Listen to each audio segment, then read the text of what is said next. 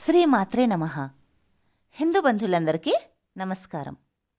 ఈరోజు మనం ఈ వీడియోలో శ్రీ విష్ణు పురాణంలోని 9వ భాగం ధ్రువునికి శ్రీ మహావిష్ణువు వరమివ్వడం ఇప్పుడు మనం చెప్పుకుందాం. ధ్రువుడు శ్రీ మహావిష్ణువుతో ఈ విధంగా అంటున్నాడు: ప్రభూ, అన్ని ప్రాణులయందు అంతర్యామివై ఉండే సర్వేశ్వరుడవు, సర్వజ్ఞుడవు.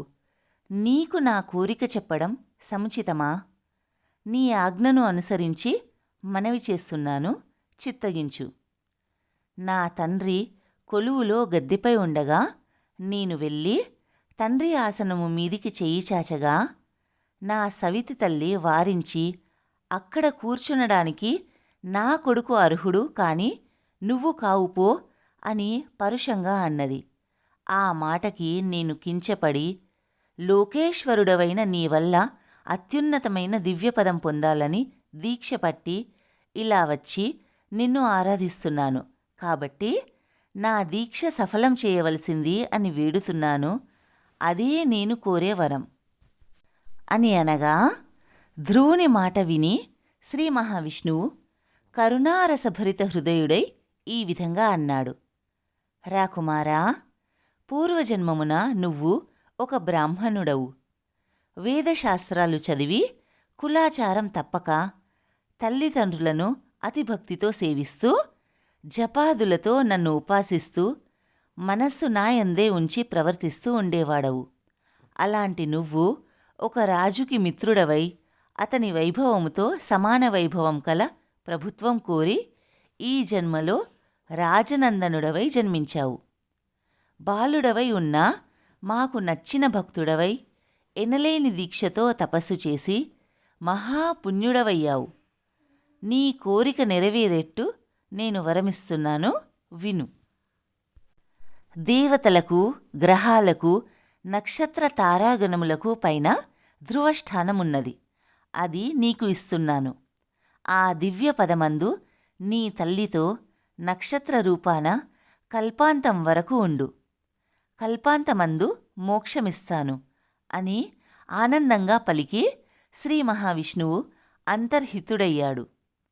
ఆ సమయమందు నరాసుర కిన్నర సిద్ధసాధ్యాదులు స్తుతిస్తూ ఉండగా తల్లితో దివ్య విమానారూఢుడై ధ్రువుడు పై స్థానానికి వెళ్ళాడు. ముందు సూర్యమండలమునకు, తరువాత చంద్ర, నక్షత్ర, బుధ, అంగారక, శుక్ర, బృహస్పతి, శనైశ్చర మండలాలకు వెళ్ళి వారి మన్ననలు పొంది సప్తర్షి మండలం దర్శించాడు. వారి అనుగ్రహముతో ధ్రువస్థానానికి చేరి అక్కడ మహాభాగ్యముతో లోకాలకు తలకట్టై నేటికి సకల జన మాననీయుడై విరాజిల్లుతూ ఉన్నాడు. ఈ ధ్రువ చరిత్ర చదివినవారు, విన్నవారు యశస్ఫూర్తితో సకుటుంబముగా సుస్థిర నివాసులై శ్రీమంతులై రాణిస్తారు. ఆ ధ్రువునకు శంభువు అనే భార్యయందు షిష్టి, భవ్యుడు అని 2 కొడుకులు. షిష్టికి సుఛాయ అనే భార్యయందు రిపుడు, రిపుంజయుడు, విప్రుడు, వృకలుడు, వృకతీజుడు అని 5 కొడుకులు. రిపునకు బృహతియందు చాక్షుషుడు, వానికి పుష్కరిణియందు చాక్షుషమనువు పుట్టాడు.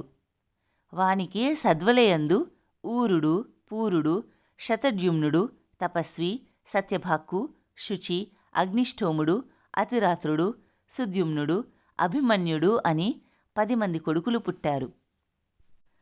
ఊరునకు ఆగ్నేయి అనే కాంతయందు అంగుడు, సుమనసుడు, స్వాతి, క్రతువు, అంగీరసుడు, శిబి అని 6 సుతులు జన్మించారు.